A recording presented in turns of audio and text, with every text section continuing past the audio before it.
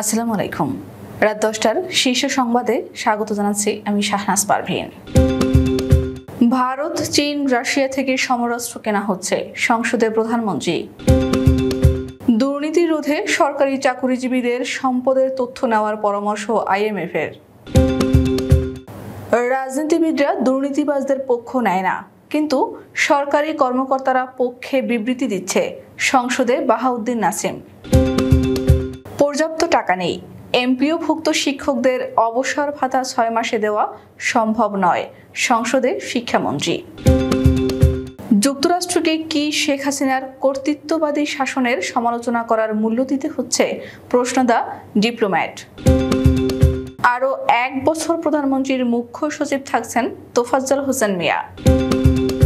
সালিশকারীকে হত্যা, কুমিল্লায় 6 জনের মৃত্যুদণ্ড, 10 জনের যাবজ্জীবন। পানিতে ডুবেছে ঢাকার অলিগলি, ভোগান্তিতে মানুষ। সংঘর্ষে আহত বাঘা আওয়ামী লীগের সাধারণ সম্পাদক বাবুল মারা গেছেন। নারায়ণগঞ্জে নৌযানে আগুন, নিহত 1।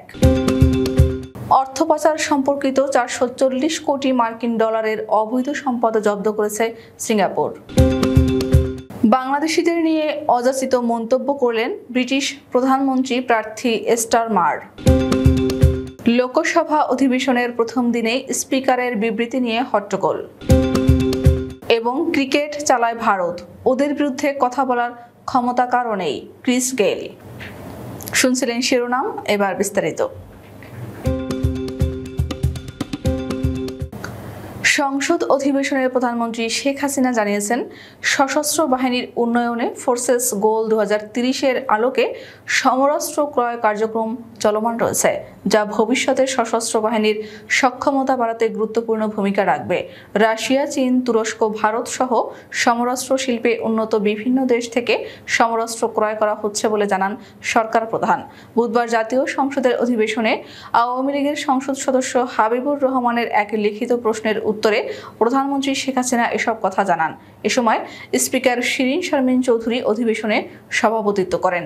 শেখ হাসিনা বলেন, বাহিনীগুলোর গঠন ও উন্নয়নের ক্ষেত্রে ফোর্সেস গোল 2030 প্রণয়ন একটি যুগোপযোগী পদক্ষেপ।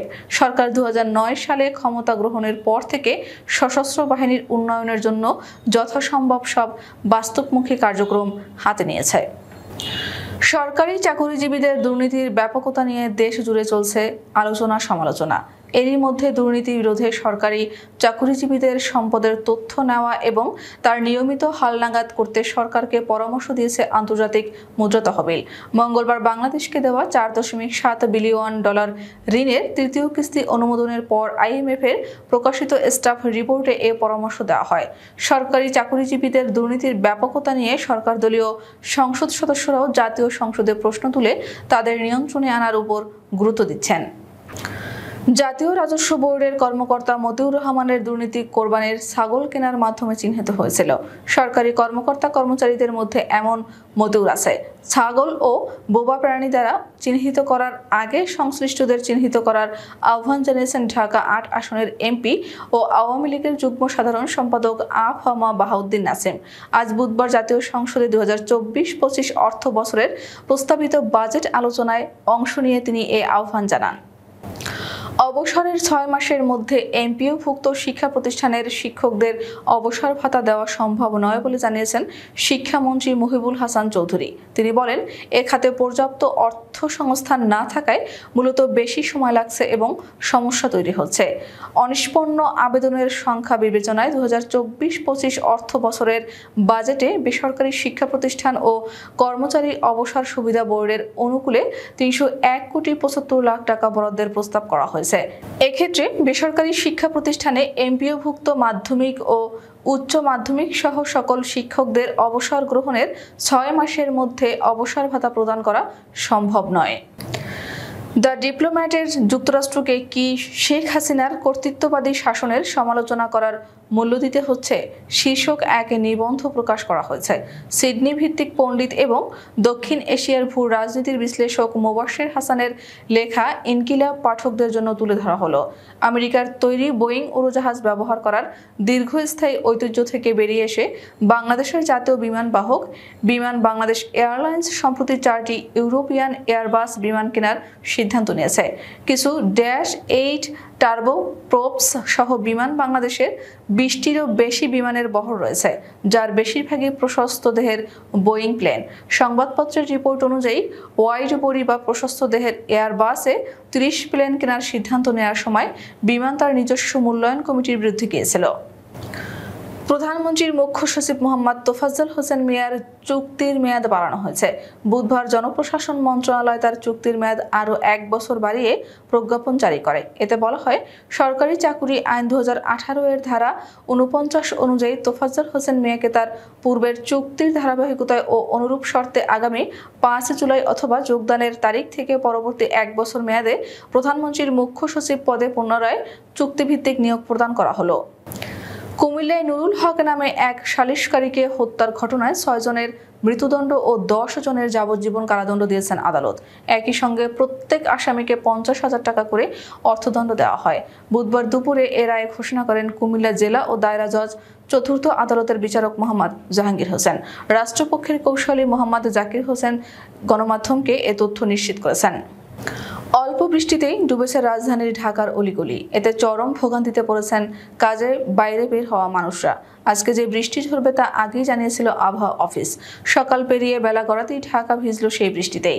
আজ বুধবার সরেজমিনে দেখা গেছে কিছুক্ষণের বৃষ্টিতে রাজধানীর মতিঝিল, আরামবাগ, কাকরাইল, শান্তিনগর, শাহজাহানপুর, ফার্মগেট, মোহাম্মদপুর, মেরুল বাড্ডা, ডিআইটি প্রজেক্ট এলাকায়, মালিবাগ, সায়দাবাদ, শনির আখড়া, পুরান ঢাকা, বংশাল, নাজিমুদ্দিন রোড, ধানমন্ডি, মিরপুর 13, হাতিরঝিল, গুলশান, লেকপাড় এলাকার সংযোগ সড়ক সহ বিভিন্ন সড়ক ও অলিগলিতে জলাবদ্ধতা সৃষ্টি হয়েছে।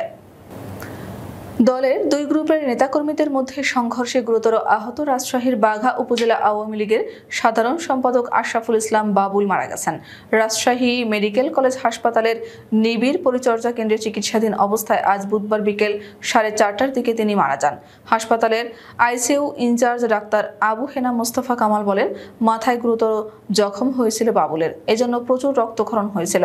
হাসপাতালে আনার পর অস্ত্রোপচার করেই তাকে আইসিইউতে রাখা হয়েছিল। সেখানে জখমের স্থানে ইনফেকশন হয়ে গিয়েছিল, তাই তাকে বাঁচানো সম্ভব হয়নি। নারায়ণগঞ্জের ফতুল্লার মেঘনা তেল ডিপো সংলগ্ন বুড়িগঙ্গা নদীতে তেলবাহী নৌযানে আগুনের ঘটনায় একজন দগ্ধ ও একজন নিহত হয়েছেন।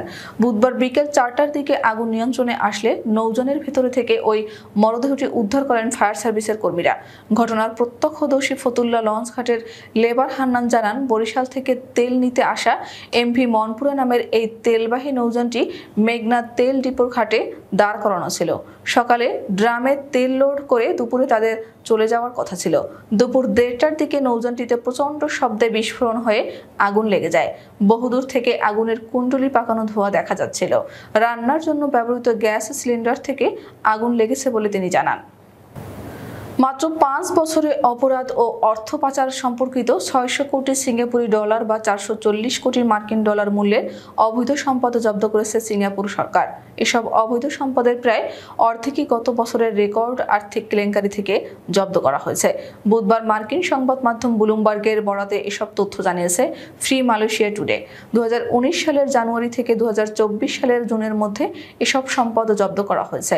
এসব অর্থের মধ্যে 41 কোটি 60 লাখ সিঙ্গাপুরি ডলার ক্ষতিগ্রস্তদের ফেরত দেওয়া হয়েছে, আর 100 কোটি সিঙ্গাপুরি ডলার রাষ্ট্রের অনুকূলে বাজেয়াপ্ত করা হয়েছে।